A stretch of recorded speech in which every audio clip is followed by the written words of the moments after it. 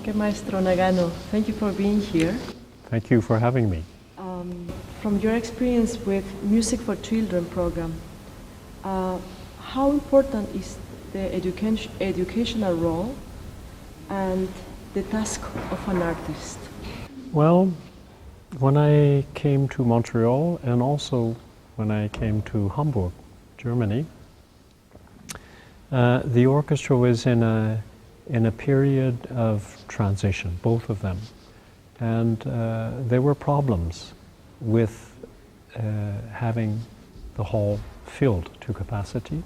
Sometimes I was told from the colleagues that they would only play to a performance that was 40% full. And this is quite problematic. Also in Montreal in particular, they were concerned that of the people who would come, they were usually very mature age, older people, not enough young people. So in both places we decided to just think for a minute about what young people like and don't like. And we came up with 3 principles, which we followed without any deviation, and the result is that in both Hamburg and Montreal the halls are full. To develop an audience with young people, it meant for us that we had to remember what it was like when we were young. So, young people do not like status quo in general. Whatever my parents did, when my parents said, oh, well, this is the way we've always done it, you have to do it this way. When I was a child, I thought this was nonsense, no answer at all. Status quo was very uninteresting. And if you think about it, status quo is kind of an enemy of creativity. The second was compromise. I remember, so many times my parents say, well, you can't have your wish, you must compromise. And I hated this. I hated to be told, you must compromise. And so the first regulation was no status quo. Second regulation was no compromise. And the third was, as a child, I would be so insulted when someone, an adult would say, well, the young boy, he can't tell the difference anyway, of quality. So, of course, as a child, I wanted the best. I didn't want a sort of broken or modified something. I wanted the very best. As a young person, is very lucky. You have not learned how to compromise in your life, not yet. You have not learned to accept lower quality for budget reasons or for whatever. You can't accept having lower quality, and there is a total intolerance for repeating status quo, just doing things by habit.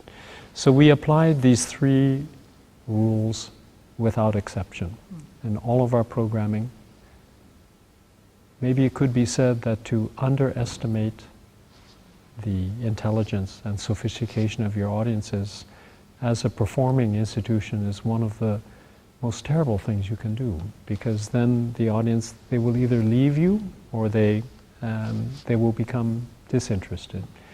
And we found it didn't take one day to the next, it took several years. But now in both cities we perform to our average age, maybe mid-30s.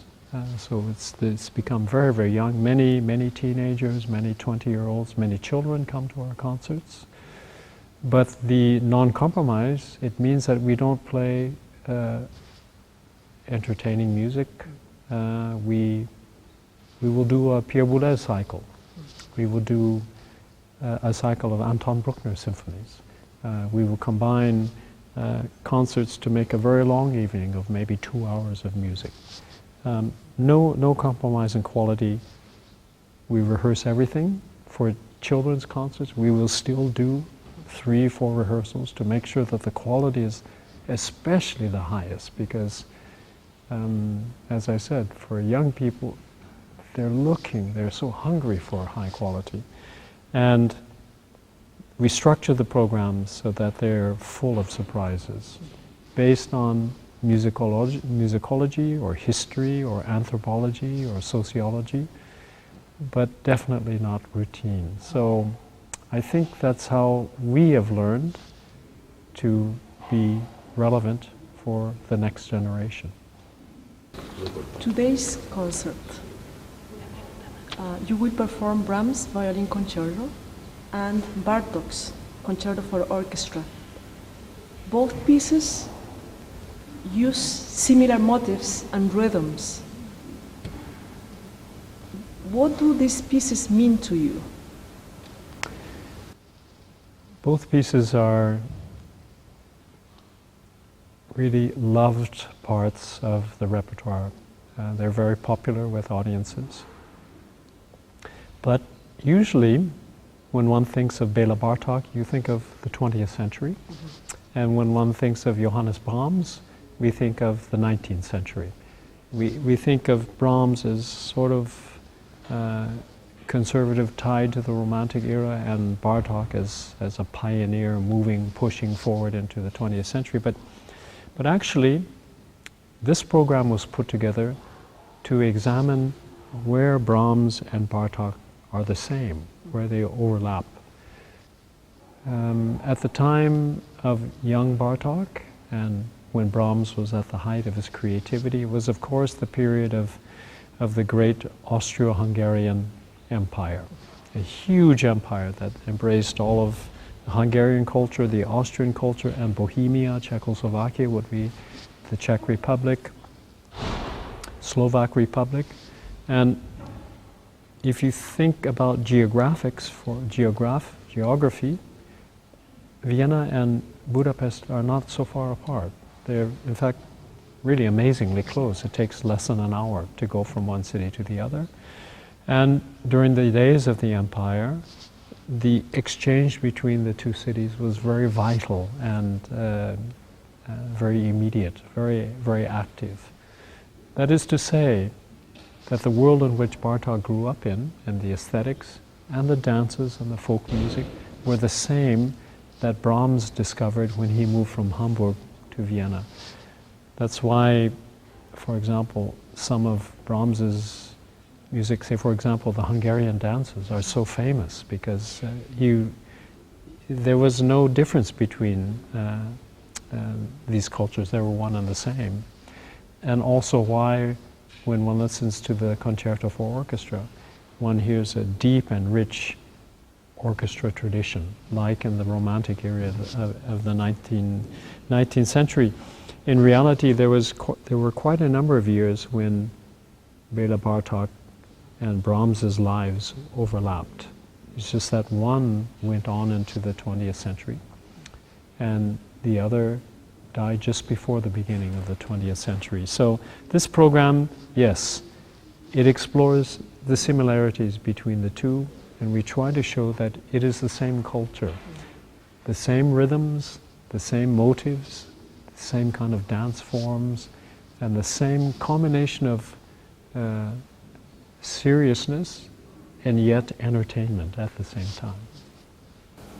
This is your second visit to CorpArtes. You came with the Hamburg Philharmonic Orchestra in 2016. How do you remember that first visit? And how do you see the Chilean audience from this second approach? Now that's an interesting question. In my new life, I will become, I believe, the ambassador or the minister of tourism. When I discovered Santiago in 2016, it was really one of the most exciting discoveries for me personally, and of course for the orchestra. I had never been here before, even though I had been to the east coast of South America, Brazil, Argentina, Venezuela, many of the countries, Uruguay, Paraguay. I had never been to the West Coast. And as you know, I come from California. And in California, we are very proud to be West Coast as different from the East Coast. A different openness, a different way to breathe, a different kind of contact with nature. In California, we have the mighty mountain range of the Sierra Nevadas and the very powerful, violent Pacific Ocean. It's drama. So when I came to Santiago and I saw these fantastic Andes and saw the sea and saw how full of energy and vitality Santiago was, with a freshness and eyes towards the future.